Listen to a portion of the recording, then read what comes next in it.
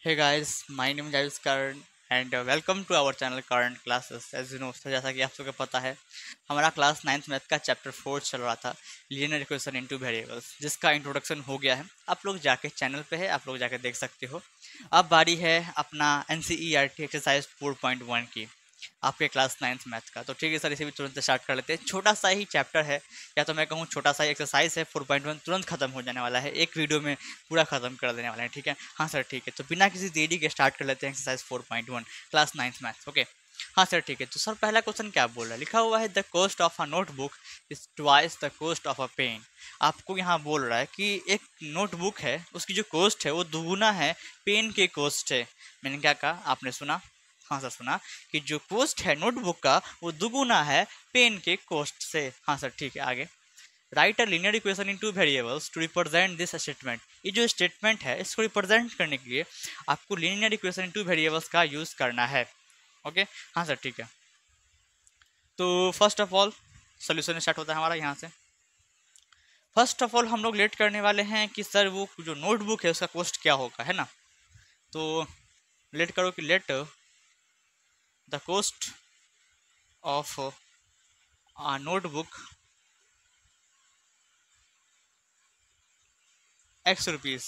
वो जो नोटबुक है उसका कॉस्ट आप x रुपीज़ मान लो, है ना। हाँ सर ठीक है। And the cost of a pen. अब वो जो पेन है सर उसका कॉस्ट y रुपीज़ मान लो। क्योंकि ये linear equation in two variable है, दो वेरिएबल का यूज हम लोग कर सकते हैं, इसलिए हम लोगों ने एक को x लिया, एक को y लिया। अगर टू वेरिएबल नहीं रहता तो किसी और तरीके से ये बन रहा होता, है ना। लेकिन यहाँ पे क्योंकि दो वेरिएबल है तो आसानी से ये बन जाएगा, है ना। हाँ सर ठीक है। अब according to question ATQ, ATQ का मतलब होता है अकॉर्डिंग टू क्वेश्चन। क्वेश्चन के अनुसार हमारा सवाल क्या बोल रहा है, सवाल बोल रहा था कि जो नोटबुक का कॉस्ट है मतलब कि x वो दुगुना है पेन के कॉस्ट से। मैंने क्या लिखा, ध्यान से देखो कि जो नोटबुक का कॉस्ट है मतलब कि x जो हमने माना है वो दुगुना है पेन के कॉस्ट से। बात समझ में आ रही है? हाँ सर ठीक है, यहाँ तो कोई दिक्कत नहीं सर। क्योंकि ये इक्वेशन ऐसे देखने में सही नहीं लग रहा है, इसका स्टैंडर्ड फॉर्म होता है ना, जो आपको पता है कि एक linear equation in two variable का स्टैंडर्ड फॉर्म क्या होता है। मैं साइड में यहाँ पे लिख दूँ AX जोड़ BY प्लस C बराबर 0। पहले x वाला टर्म होता है, फिर y वाला टर्म होता है, फिर कांस्टेंट टर्म होते हैं, फिर 0 होता है इक्वल टू के बाद। इसको भी कुछ ऐसा ही करेंगे, ठीक है। तो यहाँ पे क्योंकि कांस्टेंट टर्म है नहीं तो उससे छोड़ देंगे, पर जो है उसे तो ठीक से लिखना पड़ेगा। हाँ सर जायज़ सी बात है। x ये 2y यहाँ इस साइड प्लस में है, इस साइड आएगा तो माइनस का 2y हो जाएगा, और इस साइड RHS में 0 बच जाएगा। तो ये हमारा एक लीनियर इक्वेशन टू वेरिएबल्स का इक्वेशन तैयार हो गया है।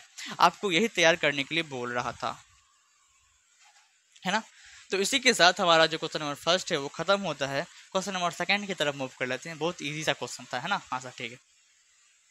सर ये रहा क्वेश्चन नंबर 2 और इसे भी तुरंत सॉल्व कर लेंगे, है ना। हाँ सर ठीक है। तो सर क्या है सवाल हमारा, लिखा हुआ है कि express the following linear equation in the form of AX जोड़ BY प्लस C बराबर 0। इसको मैं हाईलाइट कर दूँ, आप लोग मत करना, मैं कर रहा हूँ। And indicate the values of ABC and each cases. आपको बहुत सारे लीनियर इक्वेशंस इन टू वेरिएबल्स दिख रहे होंगे, दिख रहे हैं? हाँ सर हमें तो दिख रहे हैं। फिलहाल यहाँ पे 6 सवाल है, 2 और बाकी है, इससे नेक्स्ट स्लाइड में वो होगा। फिलहाल आप इस पर ध्यान दीजिए। यहाँ पे जितने भी हैं सारे के सारे लीनियर इक्वेशन टू वेरिएबल्स के इक्वेशंस आपको दिए हुए हैं। आपको बोल रहा है इसको स्टैंडर्ड फॉर्म में लिखने के लिए।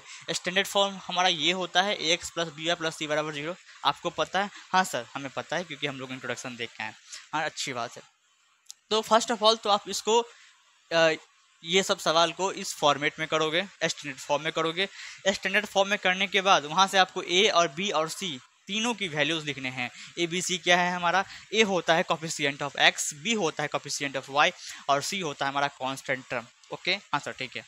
एक क्वेश्चन समझ लो, सारा का सारा खुद से बन जाएगा। देखो फर्स्ट ऑफ ऑल तो उसको एक स्टैंडर्ड फॉर्म में करना है, ऐसे करना है। तो पहले x का टर्म आता है, फिर आपको y का टर्म आता है, फिर कांस्टेंट टर्म आता है। तो देखो पहले x का टर्म लिखेंगे, ठीक है, फिर y का टर्म लिखेंगे, और उसके साइन के साथ लिखना, इसका भी साइन प्लस था, इसका भी साइन प्लस था। ये हमारा जो कांस्टेंट टर्म है वो RHS में है, इसको हमको LHS में लाना होगा, क्योंकि ये प्लस में है, इस हटाएगा तो माइनस में हो जाएगा। तो लिखाएगा 9.35 के ऊपर में बार बराबर 0। इसको लाइन ब्रैकेट लाइन बोलो चाहे बार बोलो, बात बरोबर है। ओके हाँ सर ठीक है। तो ये देखो ये स्टैंडर्ड फॉर्म में आ चुका है। हाँ सर आ चुका है। पहले एक्स का टर्म है, फिर वाई का टर्म है, फिर कांस्टेंट टर्म है। आपको अब यहाँ से ए की वैल्यू लिखनी है, बी की वैल्यू लिखनी है और आपको सी की वैल्यू लिखनी है। बताओ ए क्या है? ये हमारा कोफिशिएंट ऑफ एक्स होता है जो कि सर 2 है। बी क्या है सर? कोफिशिएंट ऑफ वाई होता है जो कि 3 है। और साइन के साथ लिखोगे, इसका साइन 2 प्लस था, 3 प्लस था, इसीलिए हम लोग प्लस लिखते नहीं, लेकिन माइनस होता है तब उसे लिखना पड़ता है।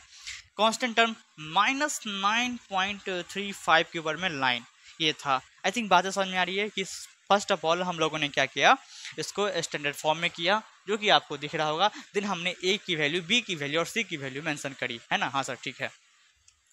हमारा सेकंड क्वेश्चन की तरफ हम लोग बढ़ते हैं। पहले एक्स का टर्म लिखा हुआ है, फिर वाई का टर्म है, फिर कांस्टेंट टर्म है। सर ये तो पहले से ही है स्टैंडर्ड फॉर्म में, अच्छी बात है, पहले से है तो अच्छी बात है।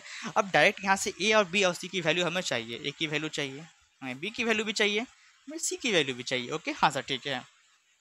ए की वैल्यू क्या है सर? ए होता है कोफिशिएंट ऑफ एक्स। यहाँ सर यहाँ पे कोफिशिएंट ऑफ एक्स तो लिखा नहीं हुआ है, जब नहीं लिखा होता है तो कोफिशिएंट ऑफ एक्स 1 होता है। ओके हाँ सर। अगर एक्स का टर्म मौजूद है और वहाँ पे कोफिशिएंट ऑफ एक्स नहीं लिखा हुआ है तो समझना 1 होता है। ओके हाँ सर ठीक है। यहाँ सर अब कर दो। सर बी क्या है? बी मतलब कि कोफिशिएंट ऑफ वाई। देखो तो सर लिखा हुआ है y/5। क्या लिखा हुआ है ध्यान से समझो, लिखा हुआ है y/5, तो इसको हम 1/5 इंटू वाई ऐसा लिख सकते हैं क्या? तो कोई दिक्कत होगी? क्योंकि y को 1 से मल्टीप्लाई करोगे तो y ही आएगा और नीचे में 5 का 5, तो यहाँ पे कोई दिक्कत नहीं सर, कोई दिक्कत नहीं। तो क्या हम लोग मान सकते हैं कि सर y का जो कोफिशिएंट है यहाँ पे वो 1/5 है? कोई दिक्कत नहीं सर, कोई दिक्कत नहीं ठीक है। तो क्योंकि साइन माइनस का है तो माइनस कर लेंगे, 1/5 देंगे। ओके हाँ सर ठीक है। सी कांस्टेंट टर्म है जो कि -10 है हमारा। ओके हाँ सर। थर्ड क्वेश्चन की तरफ मूव कर लेते हैं। तो देखो तो पहले एक्स का टर्म है, हाँ सर है, फिर वाई का टर्म है, लेकिन कांस्टेंट टर्म उस साइड है, उसको इस साइड लेके आएंगे। ठीक है हाँ सर ठीक है। तो माइनस का 2x प्लस का 3y, अब प्लस का 6 इधर आएगा तो माइनस का 6 बराबर 0। उधर कुछ नहीं, उधर खाली हो गया तो 0 रह गया है ना। हाँ तो अभी ये स्टैंडर्ड फॉर्म में आ चुका है। अब यहाँ से हमें ए की वैल्यू चाहिए, हमें बी की वैल्यू भी चाहिए और हमें सी की वैल्यू भी चाहिए है ना। हाँ ठीक। ए की वैल्यू कोफिशिएंट ऑफ एक्स -2 है sir, b coefficient of y plus का 3 है और सी कांस्टेंट टर्म -6 है। कोई दिक्कत नहीं सर। अब यहाँ देखो, यहाँ तो पूरे के पूरे बर्बादी चल रहा है, बस एक्स का टर्म ही है एलएचएस में। अब सारे को सारे को यहाँ लाना पड़ेगा है ना। हाँ तो पहले पता है एक्स का टर्म होता है जो कि लिखा ही हुआ है सर, प्लस का 3y आरएचएस में है, इसको हमको एलएचएस में लेके आना है, तो माइनस का 3y होगा। हाँ सर ठीक है। अब आप देखोगे तो कुछ ऐसा इक्वेशन बन गया, लेकिन अभी भी ये स्टैंडर्ड फॉर्म में नहीं आया है, अभी भी ये स्टैंडर्ड फॉर्म में नहीं आया है। स्टैंडर्ड फॉर्म क्या बोलता है कि पहले आप एक्स का टर्म लिखोगे, फिर वाई का टर्म लिखोगे, फिर कांस्टेंट टर्म भी चाहिए उसमें। तो देखो तो यहाँ पे कांस्टेंट टर्म तो है ही नहीं, तो एक काम कर सकते हैं क्या क्या सर कि एक्स को एक्स ही रहने दो, माइनस का माइनस रहने दो, 3y को 3y ही रहने दो, प्लस का 0 अगर लगा दें तो कोई फ़र्क पड़ता है क्या? इक्वल्स टू 0 तो है ही, प्लस का 0 लगा दें तो कुछ फ़र्क पड़ता है क्या? कोई भी चीज़ में 0 जोड़ दो तो वही चीज़ रहता है, कोई कुछ फर्क नहीं पड़ता। हाँ सर पता है, क्योंकि 1 में 0 जोड़ोगे तो 1 ही आएगा, 100 में 0 जोड़ोगे तो 100 ही आएगा, तो 0 लगाने से मतलब कोई फ़र्क नहीं पड़ा नहीं सर। लेकिन हमारा स्टैंडर्ड फॉर्म तैयार हो जा रहा है। अब यहाँ से ए और बी और सी की वैल्यू आप आराम से लिख सकते हो। ठीक है सर। तो ए की वैल्यू बताओ, कोएफिशिएंट ऑफ एक्स कुछ नहीं है तो 1 होता है सर। बी की वैल्यू बताओ। आप सब यहाँ से ध्यान से समझना, आपको नीचे तक दिख रहा है, मैं बी की वैल्यू नीचे लिखूँ कि बगल में? सर नीचे लिख सकते हैं, कोई दिक्कत वाली बात नहीं है। ठीक है, बी की वैल्यू नीचे। बी है कोएफिशिएंट ऑफ वाई जो कि -3 है, और सी हमारा क्या है? कांस्टेंट टर्म जो कि 0 है। कोई दिक्कत यहाँ तक? नहीं सर, कोई दिक्कत नहीं है ना। हाँ सर ठीक है। क्वेश्चन नंबर 5 की तरफ आते हैं। देखो यहाँ पे कोएफिशिएंट ऑफ एक्स लिखा हुआ है पहले से, माफ़ करना एक्स का टर्म लिखा हुआ है पहले से। सर ये y का टर्म उस साइड है, उसको इस साइड ले आते हैं, तो माइनस का 5y है, यहाँ पे आएगा तो प्लस का 5y हो जाएगा बराबर 0। अब ये कुछ ऐसा दिखने लगा, लेकिन अभी भी यहाँ पे x का टर्म है, y का टर्म है, लेकिन कांस्टेंट टर्म मिसिंग है ना। उसको हम लोग लाएंगे। आपको पता है कि कांस्टेंट टर्म अगर मिसिंग होता है तो हम लोग प्लस का 0 बैठा देते हैं, कोई फ़र्क उसे नहीं पड़ता है। अब यहाँ से a की वैल्यू लिखें, b की वैल्यू लिखें और c की वैल्यू लिखें, कोई फ़र्क नहीं पड़ता है। a हमारा कोएफिशिएंट ऑफ एक्स 2, b है 5 और c है 0। कोई दिक्कत नहीं सर, कोई दिक्कत नहीं है ना। हाँ सर ठीक है। छठा सवाल हमारा देख लो।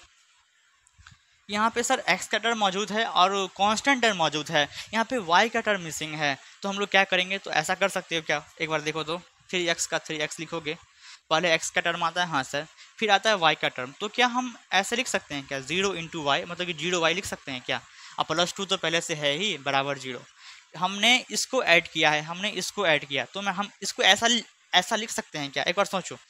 तो अगर 0 इंटू वाई करोगे तो 0 आएगा, और 0 में 3x को जोड़ोगे तो 3x ही आएगा। अब +2 का +2 है ही 0। तो कुछ फर्क पड़ा है क्वेश्चन पे? नहीं सर, कुछ फर्क नहीं पड़ा, क्योंकि आपको 0 को y से मल्टीप्लाई करोगे तो 0 ही आएगा, और 0 को किसी भी चीज़ में ऐड कर दो कुछ फर्क नहीं पड़ता है। तो हम ऐसे लिख सकते हैं, हाँ, कोई दिक्कत नहीं, क्योंकि जो टर्म मिसिंग रहता है उसको ऐसे लिखा जा सकता है ना हम। तो ठीक है, यहाँ से हमको a की वैल्यू मिलेगी जो कि 3 है, यहाँ से हमको b की वैल्यू मिलेगी जो कि सर 0 है, और हमें यहाँ से c की वैल्यू भी मिलेगी जो कि 2 है। आई थिंक बातें समझ में आ रही है। और इसी के साथ क्वेश्चन नंबर 2 का पार्ट 6 तक खत्म होता है। 2 पार्ट और है, 7th और 8, उसे भी तुरंत खत्म कर लेते हैं ना। सर ये रहा हमारा क्वेश्चन नंबर 7 और 8, मतलब कि 7वां पार्ट और 8वां पार्ट, इसे भी तुरंत सॉल्व कर लेंगे। क्वेश्चन नंबर 2 का ही पार्ट है ना।